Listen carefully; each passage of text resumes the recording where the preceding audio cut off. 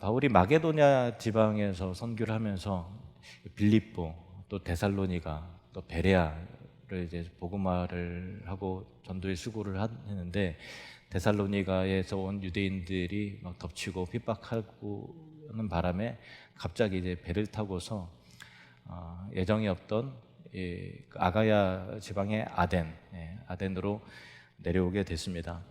아덴은 여러분 잘 아시는 아테네고요. 고대 여러 도시들 가운데서 헬라 철학, 또 헬라 문화와 또 예술의 그 근원지와 같은, 요람가드 같은 그런 곳이죠. 그래서 아덴 사람들은 로마의 지배를 통치 아래에 있으면서도 그 우월감과 자부심이 대단했어요. 그러니까 우리가 정치적으로는, 군사적으로는 지배를 받지만 문화나 예술과 종교적으로는 너희들을 오히려 통치하고 있다라고 하는 그런 논리인데요. 실제로도 헬라 문화가 전 세계를 장악하고 있었죠. 예. 그래서 그만큼 이제 아덴 사람들은 우월감이 있었는데, 그도 그럴 것이 소크라테스라든가 플라톤이라든가 아리스토텔레스라든가 유수한 철학자와 또 수학자와 그런 사람들이 아덴 출신이고 또 주 활동지가 아덴이었습니다. 그래서 아덴 사람들은 굉장히 그 자부심이 있는데 그 자부심이 좀 교만하기도 한 거죠. 그래서 오늘날도 그리스에는 복음을 전하는 것이 굉장히 어렵다고 그래요. 그래서 한국인 선교사님들이 가서 사역을 해도 그리스인 대상으로는 복음의 열매가 거의 없는 거예요. 거의 전무하다시피 없어서 그리스의 대부분 많은 선교사님이 철수를 했고, 그리스에 남아 계신 선교사님들은 그리스인을 대상으로 사역하는 게 아니라 그리스에 온 난민들을 대상으로 선교를 하시는 분들만 좀 계시고, 그리스인을 전도해서 예수 믿고 이렇게 한 경우가 그렇게 별로 없다고 그래요. 그 정도로 좀 어려운 나라가 그리스에, 그만큼 마음이 완고하고 우리가 원조다, 우리가 전 세계 문화와 철학과 지식의 우리가 본고장이다라고 하는 그 자부심이, 그 교만함이 대단한 것이죠. 당시 아덴 헬라인들의 생각을 사로잡고 있었던 그 철학의 양대 산맥이 에피쿠로스 학파와 또 스토아 학파였는데, 지난번에 살펴봤는데 간단히 또 다시 한번 좀 정리를 해서 말씀을 드리자면, 이 에피쿠로스 학파의 그 사람들이 주장하는 것은 일종의 쾌락주의였어요. 근데 그 쾌락이라는 것이 우리가 아는 그 쾌락이 아니고 처음에 좀 더 고상한 의미의, 철학적인 의미의 쾌락이에요. 그런데 결과적으로는 나중에 시간이 지나면서 그 사상과 철학이 변질이 돼서 결국은 우리가 생각하는 그 쾌락, 육체적인 쾌락으로 나중에는 거의 동의어가 된다시피 한 겁니다. 그리고 또 신론에 대해서도 신을 인정하긴 하지만 너무 멀리 있고 인간세에 관여하지 않는다라고 그래서 실질적인 무신론과 같습니다. 신이라고는 개념은 있지만 무신론과 거의 같은 신 개념을 가지고 있는 곳이 이제 에피쿠로스 학파 철학자들이었고요. 또 스토아 학파는 또 정반대편에 있어요. 쾌락주의의 반대면이가 이게 금욕주의, 금욕주의예요. 금욕주의 성격을 가졌고 또 모든 만물이 다 신이라고 하는 범신론의 세계관을 가졌어요. 그래서 이 두 철학이 상반된 철학 사상이 아덴의 사람들과 또 헬라 철학을 공유하고 있는 로마 시대의 모든 이 사람들의 사고와 판단과 생각을 장악하고 있었다라는 거죠. 오늘날도 이 시대를 살아갈 때 모든 사람들이 내가 스스로 결정하고 판단하고 또 한다고 하지만 세상의 그 철학과 세상의 유행과 사고의 흐름, 사상의 조류, 그거에 직간접적인 영향을 다 받습니다. 의식적으로는 무의식적이든 그 사상 아래에 사실은 그 있는 부분이 사실 많이 있거든요. 그래서 20년 전만 해도요, 여학생들이 갈 때는 항상 손을 잡고 갔거든요. 손 잡고 이렇게 여자끼리 손 잡고 가는 것이 이제 흔한 일이었는데, 요즘에 여자들끼리 손 잡고 갑니까? 손 잡고 가면은 혹시 뭐 이런 시선 때문에 잡고 싶어도 못 잡는 것 같아요.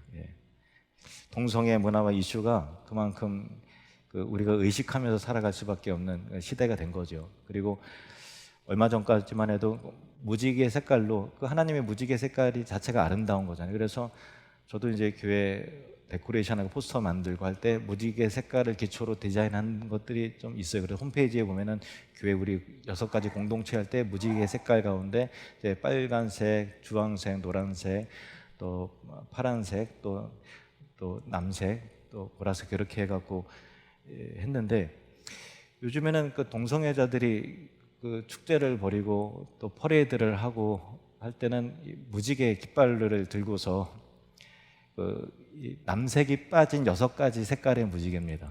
그들이 사용하는 무지개로 뭐 배지도 만들고 깃발도 만들고 막 해갖고 깃발을 몸에 두르고 막 행진하고 축제를 하는 바람에 이제는 그 무지개도 마음대로 좀 못 쓰는, 무지개를 표현을 하고 싶어도 혹시 뭐 이렇게 오해를 살까봐 그렇게 그런 시대가 된 게 참 안타까워요. 그만큼 세상이 변하고 세상의 사고와 철학의 영향을 받는 시대인 것이죠. 동성애가 결국은 쾌락을 사랑하기 때문에 더 깊은 쾌락, 더 큰 쾌락을 추구하기 때문에 결국 일어나는 일들인데, 고대 헬라 철학의 에피쿠로스 철학자들의 쾌락주의와 무관하다고 볼 수는 없는 거예요. 왜냐하면 오늘날 철학자들도 철학이 계속 깊이 파다 보면 결국은 헬라 철학으로 가게 된다. 결국은 이제 플라톤이라든가 아리스토텔레스라든가 소크라테스라든가 여러 철학계 사상들로 다 연결이 되죠. 거기서 발전되고 변형되고 해서 철학들이 다 이루어진 것이지, 근원은 어쨌든 그렇습니다. 또 오늘날의 많은 사람들의 정신을 지배하는 사상은 포스트 모더니즘, 포스트 모던 사상입니다. 짧게 말하면 권위를 잘 인정하려고 하지 않고요. 우리 어릴 때마다 선생님 말 하면 이제 껌뻑 죽었잖아요. 물론 이제 그거 부작용도 있긴 있습니다만은 이렇게 선생님이 권위적으로 함부로 하는 그런 경우도 있지만은, 그 당시에는 선생님 무서운 줄 알았죠. 나라가 무서운 줄 알았죠. 대통령 무서운 줄 알았죠. 경찰 무서운 줄 알았죠. 그런데 지금은 이제 권위가 별로 존중받지 못하고 인정받지 못하는 그런 시대인데, 이게 다 포스트 모던 사상의 영향이죠. 그리고 또 절대 진리를 부정해요. 왜 반드시 꼭 이라는 게 어딨냐? 왜 결혼은 남자끼리만 해야 되는 것이냐? 얼마 전에 변호사 우영우 드라마에 보니까 여자끼리 결혼하는 것에 대해서 굉장히 좀 좋은 이미지로 그렇게 방영이 됐던데요.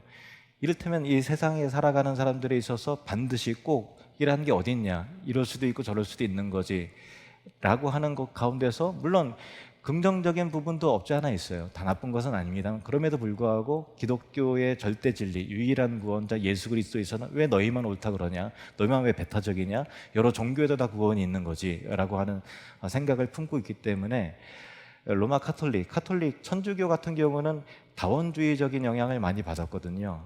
포스트 모던의 영향을 많이 수용을 했어요. 그래서 뭐 스님과도 친하게 지내고 여러 종교들 가운데서도 다 이게 구원이 있는 것으로 이렇게 교황에 선언해버리고 하니까 세상 사람들은 역시 카톨릭은 마음이 넓어, 역시 이 시대 정신에 부합하는 종교야 하면서 박수와 갈채를 보냈는데, 기독교는 배타적이기 때문에, 진리 자체가 배타적이기 전에 오직 유일한 길 예수 그리스도 외에는 구원이 없다라고 말하기 때문에 시대 정신과는 어긋나는 거예요. 그래서 기독교가 왕따를 당하고 어떻게든 기독교를 좀 이렇게 탄압하려고 하고 핍박하려고 하고 또 좋지 않은 시선을 보내는 이유가, 시대 사상, 포스트 모던이라고 하는 시대 사상과 기독교의 가치관이 조화가 안 되는 측면이 있기 때문에 사실 그런 거거든요. 또 이 시대는 과학을 진리상으로 신봉하고 또 하나님을 부정하니까 진화론이 하나의 가설, 증명된 내용이 아니라 가설임에도 불구하고 당연한 것으로 진리처럼 받아들이고 하는 것이죠. 근데 아이러니하게도 과학은 그렇게 추구하면서도 굉장히 마음 가운데 미신은 또 이렇게 받아들이고 섬기고 하는 거 보면 참으로 참 묘합니다. 항공사에서 새 항공기를 처음으로 띄우기 전에 반드시 고사를 지낸다라고 하는 것은 이제 공공연한 사실이죠. 또 이삿짐 센터나 화물 운송과 관련된 그 업체를 인터넷 홈페이지에 들어가서 들어가서 이제 날짜를 보면은 반드시 거기에는 그 동그라미로 손 없는 날이라고 하는 표시가 모든 업체마다 다 있어요. 예. 그 홈페이지에 나온 설명을 제가 그대로 읽어드릴게요. 손이란 동서남북 네 방위로 다니면서 사람의 활동을 방해하고 사람에게 해코지하는 귀신을 부르는 말로 손님을 줄여 부르는 것입니다.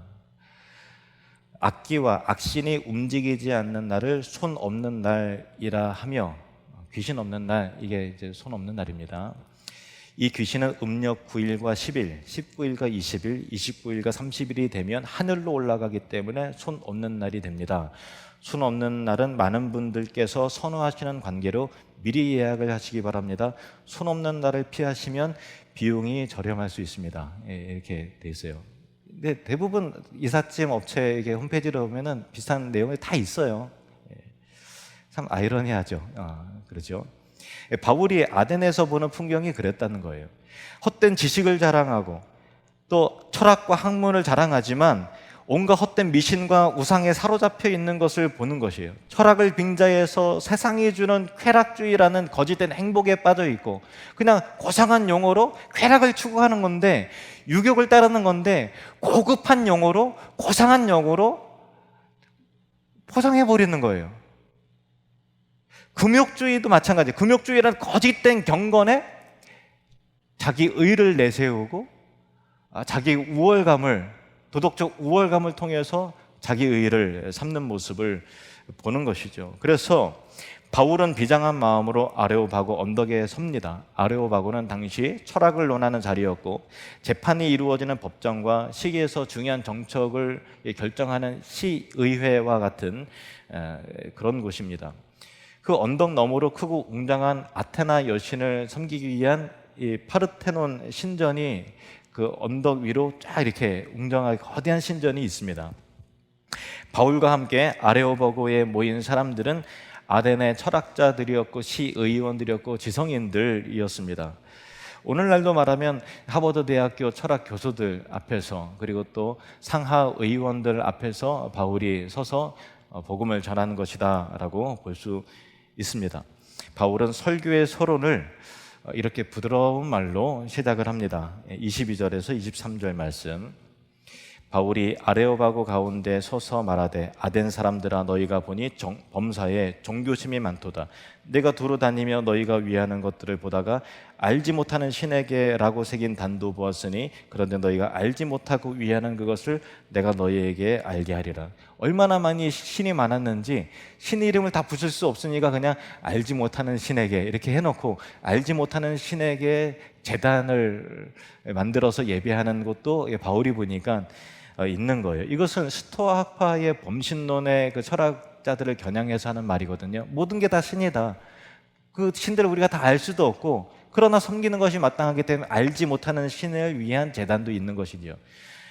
이거를 좀 쉬운 말로 좀 풀어서 말씀드리면 이런 내용이에요. 아테네 시민 여러분, 내가 보기에 여러분은 모든 면에서 종교심이 강한 사람들입니다. 내가 며칠 전에 이곳에 와서 여기저기를 둘러보았는데 그 중에서 알지 못하는 신에게라는 글을 새긴 제단도 보았습니다. 그러므로 여러분이 알지도 못하고 섬기는 그 신에 대해서 여러분에게 알려드리겠습니다 라는 논리로 설교를 하는 거예요. 굉장히 지성인들에게 그들을 인정해 주는 듯 하면서 그들에게 새로운 관점을 제시를 하는 그 부드러운 접근이죠. 그리고 본격적으로 하나님에 대해서 증거하는데, 사실은 이 앞에서 바울이 설교했던 내용과 그 출발점이 달라요. 왜냐하면은 기존에 바울이 설교했던 그 자리는 대부분 유대인 회당들이었거든요. 그 대상은 유대인들이었고 또 유대교에 입교했던 이방인들 혹 헬라인들이에요. 그러니까 어쨌든 하나님을 믿는 사람들, 유일신의 개념이 있는 사람들에게 복음을 준 거이기 때문에 굳이 하나님을 논증하고 하나님에 대한 그 증거를 한 게 아니에요.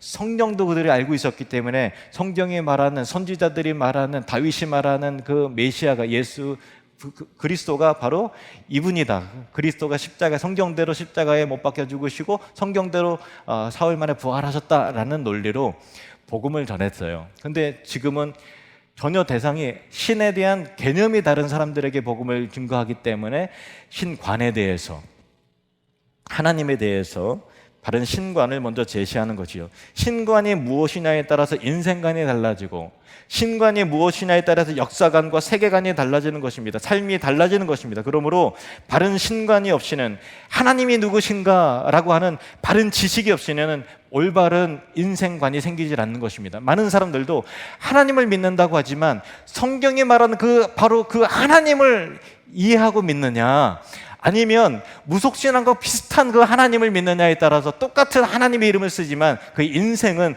정말로 다른 것입니다. 어떤 하나님을 믿느냐, 오늘 이 바울이 소개하는 그 하나님에 관해서 저와 여러분이 잘 귀 기울여 드시고, 하나님은 이런 분이시구나 라는 것을 우리 마음 가운데 잘 새기시기를 바랍니다. 제가 24절부터 쭉 맨 마지막 절까지 일일이 설명을 드리자면 설교가 굉장히 좀 길어질 것 같기 때문에 쉬운 성경으로 그냥 쭉 읽어드릴게요. 어떤 내용인지 보십시오. 쉬운 성경 번역입니다. 그분은 온 세상과 그 안에 있는 모든 것을 창조하신 하나님으로서 하늘과 땅의 주님이시며 사람이 지은 신전에서 살지 않으십니다. 또한 이 하나님께서는 모든 사람에게 생명과 호흡과 모든 것을 주시는 분이시기 때문에 무엇인가 부족한 것이 있어서 사람의 손으로 섬겨야 하는 분이 아닙니다. 하나님께서는 한 사람으로부터, 아담을 말하죠, 세계 모든 인류를 만들어 땅 위에 살게 하셨습니다. 그리고 그들이 살 시대와 지역의 경계를 정해 주셨습니다. 이렇게 하신 것은 사람들이 하나님을 찾기를 바라시기 때문입니다. 사람들은 하나님을 더듬어 찾기만 하면 찾을 수 있습니다. 사실 하나님께서는 우리 각 사람에게서 멀리 떨어져 계시지 않습니다. 우리는 하나님 안에서 살고 있고 하나님 안에서 움직이며 존재하고 있습니다. 시인 가운데 우리는 그분의 자녀입니다 라고 말하는 사람도 있지 않습니까? 우리는 하나님의 자녀이므로 하나님 자신을 사람의 생각으로나 손으로 만들어낼 수 있는 금이나 은이나 돌 같은 우상으로 생각해서는 안 됩니다. 사람들이 하나님을 알지 못했던 시대에는 하나님께서 눈 감아주셨지만 이제는 어디서나 온 세상 사람들에게 회개하라고 명령하십니다. 하나님께서는 자기가 정하신 한 사람을 시켜 온 세상을 의롭게 심판하실 날을 정하셨습니다. 하나님께서는 그를 죽은 자들 가운데서 살리심으로 모든 이에게 그 증거를 보이셨습니다. 이렇게 설교를 합니다. 이 아레오바고의 바울의 설교가 굉장히 중요한데요. 이 설교를 통해서 하나님을 소개를 하는데 세 가지로 간단히 정리해서 다시 좀 말씀을 드립니다. 첫 번째로 바울이 말하는 하나님, 이게 성경에서 말하는 하나님 어떤 분이냐? 첫 번째로는 이 세상 신은 사람들의 생각과 상상을 동원해서 사람들이 고안해내고 사람의 손으로 만든 것에 불과하지만 하나님은 이 세상 만물을 지으신 창조주 하나님이시다라는 거예요. 수많은 사람들이 이 신을 상상해 놓고 막 대리석으로 만들고 금으로 만들고 동으로 만들고 막 하지 않습니까? 주변에 기독교를 제외하고 모든 신들은 다 사람의 손을 거쳐서 나무를 만들든 돌로 만들든 금속으로 만들든 어쨌든 형상이 있다라는 거예요. 그런데 하나님은 형상이 있으신 분이 아니라 우주 만물을 지으신 창조주 하나님이시다라는 것입니다. 두 번째로는 세상 신은 비인격적인 존재지만 하나님은 인간 사회에 개입하시는 인격적인 존재이시며 모든 인간, 만물, 심지어 시간까지도 다스리는 통치자시다라고 말하는 거예요. 에피쿠로스 철학자들은 신은 있어, 근데 너무 멀리 있어, 그러는 무신론에 가까운 사람들이었단 말이에요. 그것이 아니라 하나님은 인간의 역사에 개입하시고 간섭하시고 통치하시고 다스리시는, 인간의 거주의 지역까지도 한계를 정하시고 심지어는 만물 시간까지도 섭리하시고 통치하시는 능력의 하나님이시다, 창조주의 하나님이시다 라는 거예요. 그들은 이런 신의 개념을 한 번도 생각하지 못하고 듣도 보지도 못한 거를 말하는 거예요. 지금 굉장히 충격을 받는 것입니다. 그리고 세 번째로 기독교의 신은 부활의 신이시다 라는 것입니다. 그리고 바울은 결론적으로 그렇다면 우리가 그를 힘입는 수단은 무엇이냐, 어떻게 하면 그를 만날 수 있느냐, 어떻게 그를 통해서 힘입어 살면서 기동하기 위해서는 어떻게 해야 되느냐, 그것은 한마디로 회개다, 회개하라 라고 하면서 회개를 선포하는 것이죠. 이전에 앞에 있었던 그 설교들과 그 출발점은 달라요. 그런데 결론은 똑같습니다. 회개하라는 거예요. 우리가 하나님을 만나기 위해서는 어떻게 해야 됩니까? 회개해야 되는 것입니다. 인격적인 하나님, 살아계신 하나님을 만나고 경험하기 위해서는 어떻게 해야 됩니까? 회개하고 주님 앞에 돌아야 되는 것입니다. 그 하나님 나는 못 만나겠는데, 나는 체험할 수가 없는데.